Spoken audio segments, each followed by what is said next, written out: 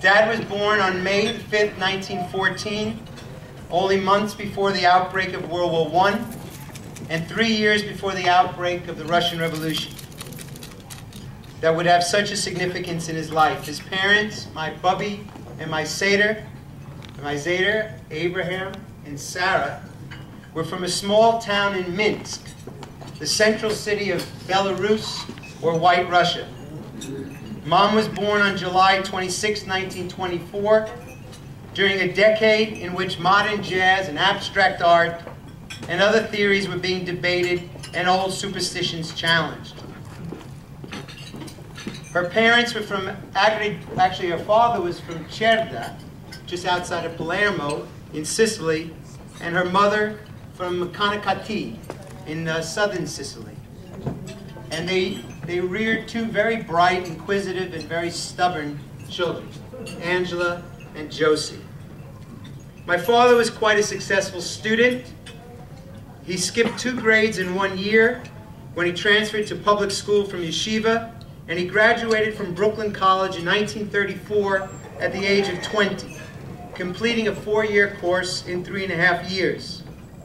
There was, of course, a tradition in Jewish life of scholarship, yet no doubt my father worked hard, but he also told me how he liked to play punchball and join in a crap game or two with the other boys behind the yeshiva. But it seems to me my father's intellectual work was also driven by his heart. He grew up in East New York, which was a real melting pot of Italians, Irishmen, Sephardic, and Ashkenazi Jews.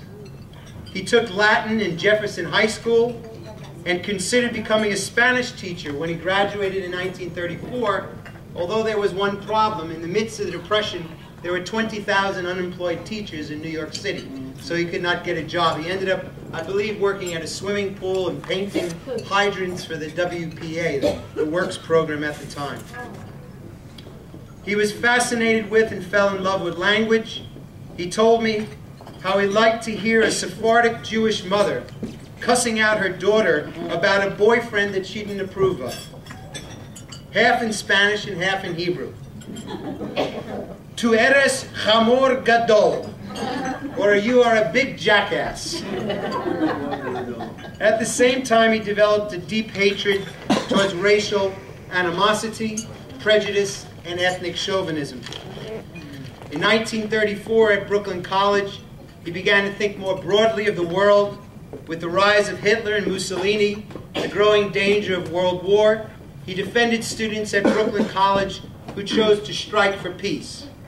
A patriotic professor, who Dad said was in fact a supporter of Mussolini, denounced the students for striking, saying they had no right to strike.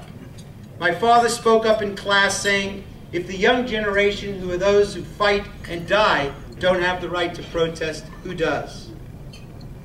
Like many students of his generation, the Depression meant unemployment, even with a college degree. It kind of rings true for the present situation, doesn't it? To make matters worse, his father lost his paper business during the Depression. It was in that period that he became involved in politics, joining the Young Communist League in 1936-37. My father was passionate about life. He turned to politics like many of his generation because he deeply believed in the possibility and the necessity of creating a better world.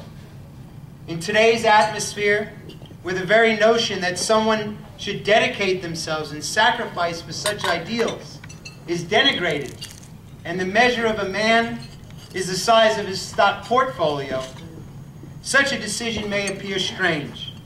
But it was not for those who were shaped by social upheavals in the 1930s and were encouraged by struggles all over the world. But again, nothing was alien to my father. At one point, we have Dad actually doing his poem, don't we? Is that it? Well, you want to? Because it intersperses quite well.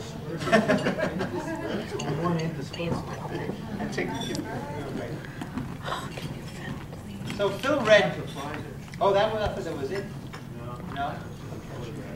All right, well, I'll continue. Yeah. As I said, my mother had a loving, but at times strict immigrant parents. An Italian father, Filippo Polizotto, of course kept very close watch on his darling and quite good-looking young daughter. She told me how she was not allowed to wear lipstick until she was 16, and she complained that her sister Aunt Josie could wear it at 13.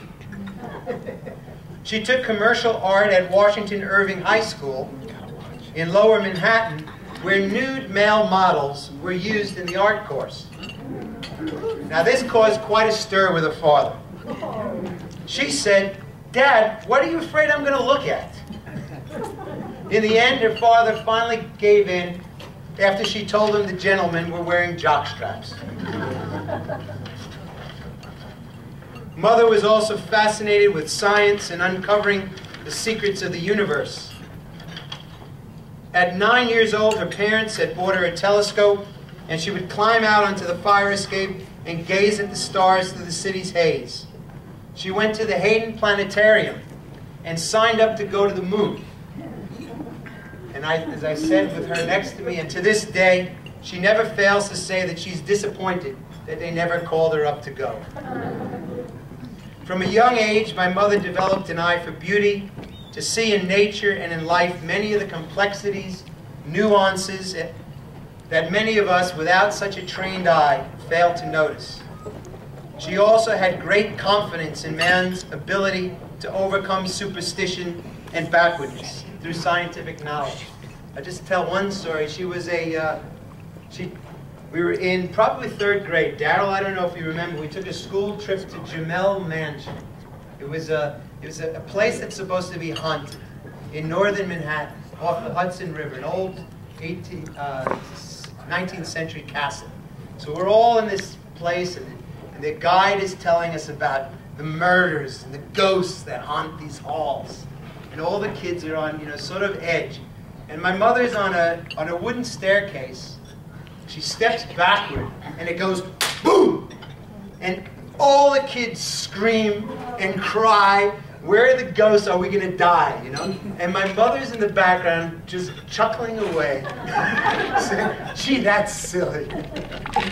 So superstition was something she never looked upon. I also want to just make another point, that during World War II, she worked at a munitions factory at Lake Success. They made gyroscopes for the bombers.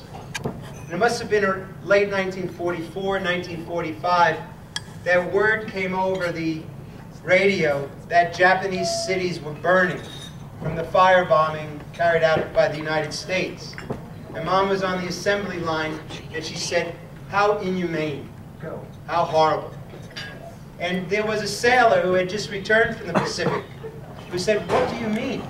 What do you mean? Look, I fought the Japs and so on." And Mom says, "I don't care.